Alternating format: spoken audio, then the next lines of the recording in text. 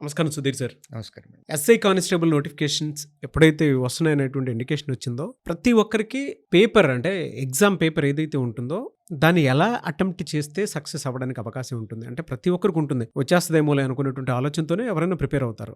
But it's a skill. దాన్ని ఎలా చూడాలి? ఎగ్జామ్ పేపర్‌ని ఎలా అవగాహన చేసుకుంటే మనం సక్సెస్ ఈజీగా రావడానికి అవకాశం ఉంటుంది?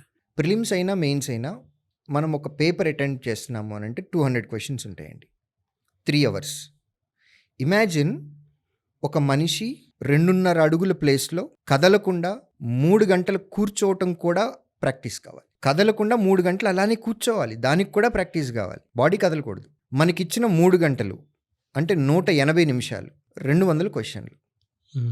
200 క్వెషన్లు చదవాలి. ఒక్కొక్క క్వెషన్‌కి 4 ఆప్షన్లు ఉంటాయి. అంటే 800 ఆప్షన్లు ఉంటాయి. సో ఒక క్వెషన్‌కి 1 నిమిషం కూడా టైం లేదు మనకి. ఒక క్వెషన్ చదవాలి, 4 ఆప్షన్లు చదవాలి. మనం చెయ్యాలి. ఇచ్చిన 4 ఆప్షన్‌లో ఏ ఆప్షన్‌కి మ్యాచ్ అవుతుందో చూసుకోవాలి. తర్వాత మళ్ళీ ఓఎంఆర్‌లోకి వెళ్ళి బబుల్ చేయాలి. ఒక్క దగ్గర బబుల్ మార్కింగ్ తప్పొచ్చినా సరే మొత్తం అంతా పోతది. సో దీనికి కూడా చాలా ప్రాక్టీస్ కావాలి. రీడింగ్ స్కిల్ ఉండాలండి. క్వెషన్‌ని తక్కువ టైంలో చదివి అందులో మనకి కావాల్సినటువంటి ఇన్ఫర్మేషన్‌ని మాత్రమే గుర్తుపెట్టుకొని మనం క్వెషన్ సాల్వ్ చేసి ఆప్షన్లోకి వెళ్ళాలి. చాలామంది ఆస్పిరెంట్స్ చేసే మిస్టేక్ అంటే వాళ్ళకు కూడా తెలియదు. క్వెషన్ ఒకసారి చదువుతారు. మళ్ళీ సాల్వ్ చేసేటప్పుడు మళ్ళీ క్వెషన్ దగ్గరికి వెళ్ళి మళ్ళీ ఇంకోసారి చదువుతారు.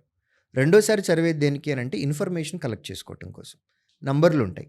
ఆ నంబర్లు తీసుకోవటం కోసం క్వెషన్ని రెండోసారి చదువుతారు. అరే గ్రాడ్యుయేషన్ పూర్తి చేశాము, ఇంటర్మీడియట్ అయిపోయింది, మెజారిటీ గ్రాడ్యుయేట్సే ఉంటారండి. మనం గ్రాడ్యుయేషన్ పూర్తి చేసి 3 లేదా 4 లైన్లలో ఉన్న ఇన్ఫర్మేషన్ని గుర్తుపెట్టుకోలేకుండా మళ్ళీ రెండోసారి చదువుతున్నాము అని అంటే అసలు మనకు తెలియకుండా మనం ఎంత టైం వేస్ట్ చేస్తున్నామో అర్థం చేసుకోవచ్చా? ఒక క్వెషన్ ఒకసారి చదివి అందులో ఉన్న డేటాని గుర్తుపెట్టుకొని సాల్వ్ చేసి ఆన్సర్ పెట్టేయాలి. బట్ స్టార్ట్ చేసిన తర్వాత మళ్ళీ కండిషన్ ఏమన్నా ఉందా, ప్లస్ నెంబర్ ఏమన్నా ఉందా అనేది చదవటం కోసం, తెలుసుకోవటం కోసం క్వెషన్ని మళ్ళీ రెండోసారి చదువుతున్నాము అని అంటే వీఆర్ వేస్టింగ్ టైం. క్వెషన్ చేసే పద్ధతిలో కూడా కొన్ని డైరెక్ట్గా చేసి పెట్టాలండి. కొన్ని ఆన్సర్ టు క్వెషన్ ఎలిమినేషన్లోకి వెళ్ళిపోవచ్చు. కొన్ని లాస్ట్ డిజిట్లలోకి వెళ్ళిపోతాం. అంటే నేను క్వాంట్ సబ్జెక్ట్ గురించి మాట్లాడుతున్నాను. అలా ప్రతి సబ్జెక్ట్కి షార్ట్ కట్స్ ఉంటాయి. సో 3 గంటల టైంలో 200 క్వెషన్లను చదివి మనం చేసి ఆప్షన్లో వెరిఫై చేసి ఓఎంఆర్లో మార్క్ చేయాలి అని అన్నా కానీ చాలా ప్రాక్టీస్ కావాలి. At the same time mind set కూడా చాలా చాలా ఇంపార్టెంట్. మెయిన్స్ ఎగ్జామ్ అనుకుందాం. గత సంవత్సరంలో వచ్చినటువంటి నోటిఫికేషన్లో open category highest mark 126, 63%. So వెళ్ళేటప్పుడు ఎగ్జామినేషన్ హాల్కి స్టూడెంట్ మైండ్ సెట్లో నేను ఇవాళ 130 మార్క్స్ తెచ్చుకోవాలి లేదా 135 మార్క్స్ తెచ్చుకోవాలి, ఈ మైండ్ సెట్ తోటి వెళ్తాం. అది చాలా డేంజర్. ఈ మైండ్ సెట్ తోటి వెళ్ళాం, ఫస్ట్ 2 క్వెషన్సే మనకు రాని వచ్చినాయి, మైండ్ అంతా డిమోటివేట్ అయిపోద్ది. అలా కాకుండా for example if your target is 130 marks, 130 questions, 130 రావటం ఎంత నిజమో 70 పోవటం కూడా అంతే నిజం. ఇవాళ పేపర్లో నేను 70 క్వెషన్స్ వదిలేయచ్చు అనే మైండ్ సెట్లో వెళ్ళాలి. ఫస్ట్ క్వెషనే లెందీగా పడింది, పర్వాలేదు 70 వదిలేయచ్చు, ఒకటి పోయింది ఇంకా 69 వదిలేయచ్చు. రెండోది పర్వాలేదు ఇంకా 68 వదిలేయచ్చు. పాజిటివ్ మైండ్ సెట్లోకి వెళ్తుంది. అంటే మన మైండ్లో ఉన్నది నెగిటివ్ నెంబర్, అవును, బట్ మనకి యాక్షన్లోకి వస్తున్నది పాజిటివ్ యాక్షన్. మన మైండ్లో పాజిటివ్ థింగ్ ఉందనుకోండి, 130 మార్క్స్ తెచ్చుకోవాలి, 130 క్వెషన్స్ తెచ్చుకోవాలి అని అన్నాం అనుకోండి, క్వశ్చన్ ఫస్ట్ 2 మనకి తెలియని పడింది అంటే మైండ్ డిమోటివేట్ అయిపోతుంది, నెగిటివ్ ఎఫెక్ట్ జరుగుతుంది మనకి. సో ఈ మైండ్ సెట్ కూడా ఇంపార్టెంట్. కాబట్టి క్వశ్చన్ పేపర్లో అంటే మనం సంవత్సరం చదివామా, 2 సంవత్సరాలు చదివామా, 200 పేపర్లు ప్రాక్టీస్ చేసామా, 10,000 క్వశ్చన్స్ ప్రాక్టీస్ చేసామా, ఇది కాదు. మీకు ఇచ్చిన 180 మినిట్స్లో, మీకు ఇచ్చిన 200 క్వశ్చన్స్లో మీరు ఎన్ని క్వశ్చన్స్ కరెక్ట్గా ఆన్సర్ చేశారు అనేది ముఖ్యం. 180 మినిట్స్ అయిపోయిన తర్వాత బయటకు వచ్చి అర్రే ఈ క్వశ్చన్ ఇప్పుడు గుర్తొచ్చింది అని అంటే మళ్ళీ వెనక్కి ఓఎంఆర్లో పెట్టలేము. ఆ 3 గంటల టైంలో మీ బెస్ట్ మీరు ఇచ్చి బయటికి రావటమే మీరు చేయగలిగింది. ఇందులోనే చాలా స్ట్రాటజీస్ ఉన్నాయి. ప్రిలిమినరీ ఎగ్జామ్ తీసుకుందాం, నెగిటివ్ మార్కింగ్ ఉంది 1/5. మెయిన్స్ ఎగ్జామ్ నెగిటివ్ మార్కింగ్ లేదు. ఒక పేపర్లో 200 క్వశ్చన్లు ఉన్నాయి. 100 క్వశ్చన్లే చేయండి. ఆ 100 ఫస్ట్ 100 అనే కాదు కదా, 200 క్వశ్చన్లో ఎవరికైనా కానీ గ్యారెంటీగా 100 క్వశ్చన్లు వస్తాయండి, డౌటే లేదు దానిలో. కాకపోతే ఆ 100 అక్కడక్కడ ఉంటాయి, అవి వెతుక్కోవాలి. క్వశ్చన్ సగం చదివిన వెంటనే ఆ క్వశ్చన్ మీకు ఆన్సర్ వస్తుందా రాదా అనేది మీ 6th సెన్స్ మీకు చెప్తుంది. మీరు దాన్ని ముందు నుంచి ట్రైన్ చేయాలి. క్వశ్చన్ అంతా చదివిన తర్వాత చేసిన తర్వాత అర్రే ఆన్సర్ రాలేదు అనుకోకూడదు. ఫస్ట్ లైన్లో సగం చదివేటప్పటికి మీకు అర్థమైపోతుంది. మీకు ఎనఫ్ ప్రాక్టీస్ ఉంది, మీకు సబ్జెక్ట్ నాలెడ్జ్ ఉండి, మీరు మీ బ్రెయిన్ని కనుక అలా ట్రైన్ చేస్తున్నట్లయితే సగం లైన్ చదివిన వెంటనే లేదా సగం క్వశ్చన్ చదివిన వెంటనే ఇది నీకు రాదు అని నీకు చెప్పేస్తుంది. ఇమ్మీడియట్గా నెక్స్ట్ క్వశ్చన్కి వెళ్ళాలి. క్వశ్చన్ బాగా లెందీగా ఉంది, ఒక 5-6 లైన్లు ఉంది, 5-6 లైన్లో ఉన్న క్వశ్చన్ని చదివి దాని ఆన్సర్ పెట్టే కంటే వదిలేసి పక్కకి వెళ్ళి 2 లైన్లో 3 లైన్లో ఉన్న క్వశ్చన్స్ 2 చదువుకోవటం బెస్ట్. ఇది కూడా strategy.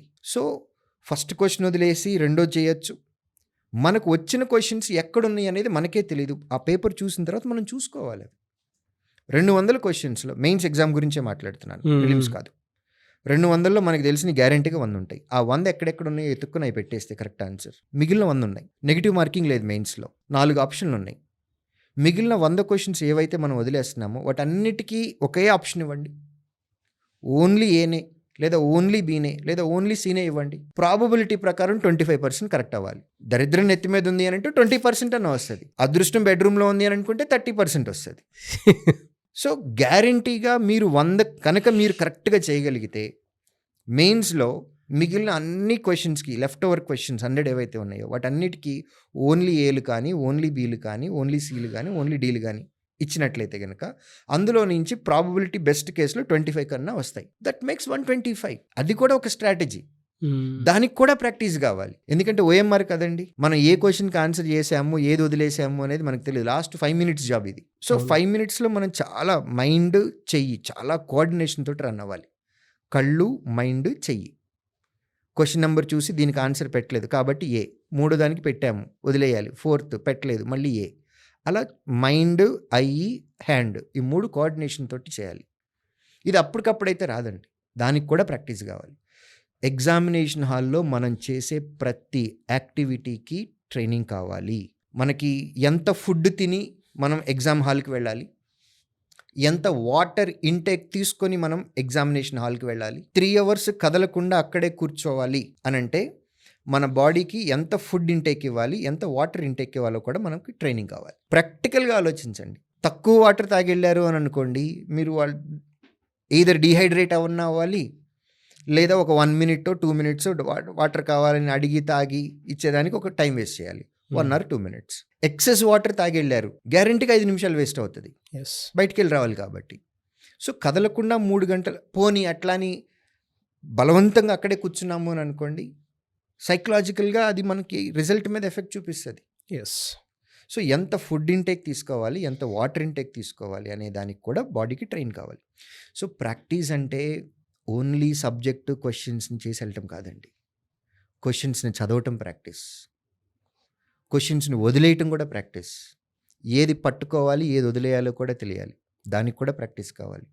What to skip what to pick దీనికి ప్రాక్టీస్ కావాలి. కదలకుండా 3 గంటలు కూర్చోవడానికి ప్రాక్టీస్ కావాలి. ఇలా మనం చేసే ప్రతి యాక్టివిటీ కూడా బిగినింగ్ నుంచి ఉండాలి అండి, అప్పటికప్పుడు ఏది రాదు.